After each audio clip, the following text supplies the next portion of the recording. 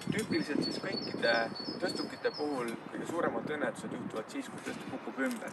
Ja see peamine põhjus on see, et kas ta ei ole piisavalt loodis või maapind on siis pole stabiilne, on pehme või vajub kuidagi ära või on kaldus. Nüüd siis vaatame, kuidas siis seda antud tõstukit saab loodi ajada ja käpad alla panna.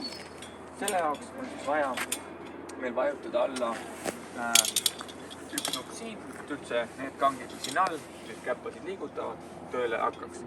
Antud isendi puhul on väga oluline, et kõigepealt tõsta esimesed käpad ülesse, sest muidu ta vajutab eesotsas oleva selle ratta kõveraks. Mõistlik on siis käppasid kahte korraga panna alla. Ma vajutan praegu kahte korraga üle. Tõstab need käpad siis vastu maadni, esiots tõuseks üle. Oluline on ka see, et lõpuks oleks saavutatud tulemus, kus rattad on üleval.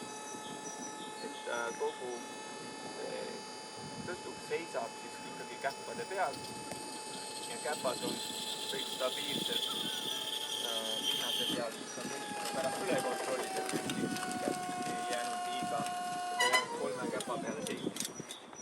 Siin on olemas siis selline loodimise nupp, kus on näha, et kus kohas see mull on ja see mull peaks olema keskel.